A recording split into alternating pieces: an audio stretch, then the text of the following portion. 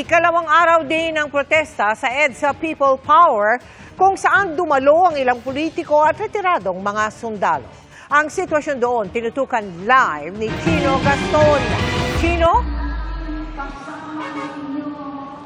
Mel, matinding traffic ang dulot ng sinasagawang rally dito sa northbound lane ng EDSA. Hindi lamang dahil sa dami ng mga ralista at mga nagbabantay na pulis, kundi dahil isinara din itong bahagi ng White Plains Avenue at yung EDSA naman isang lane sinakop ng mga service vehicles ng PNP.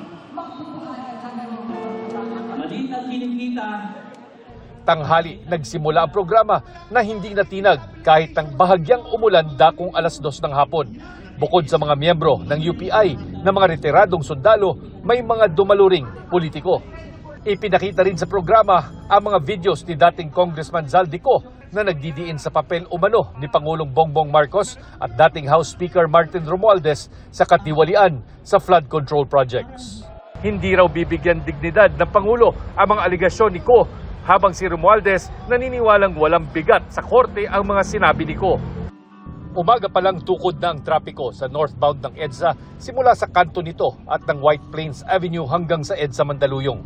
Kinailangan paradahan ng isang lane ng EDSA ng service vehicles ng mga pulis at iba pang bantay na seguridad.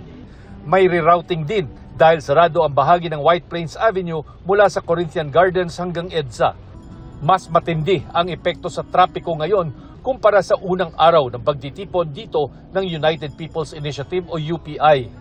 Hindi maiwasan kasi nga today is Monday, may pasok na yung mga tao natin. Kaya nga yung mayor natin, nung una, kinukumbinsi namin na wag na munang payagan, umarap na lang na ibang araw.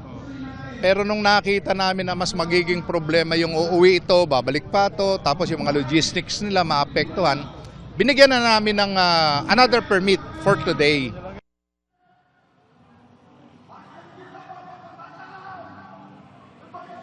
Mel, sa datos ng PNP ay umabot daw sa 3,000 ang dami ng mga ralista sa kasagsagan ng kanilang programa kanina. Pero hindi pa malinaw sa Quezon City government kung babalik pa rin ba bukas dito ang mga ralista o kung magsasanib puwersa na sila para doon sa huling rally sa Quirino Grandstand. Gayunpaman, binibigyan sila ng palugit dito sa may People Power Monument na manatili hanggang 10:00 ng gabi.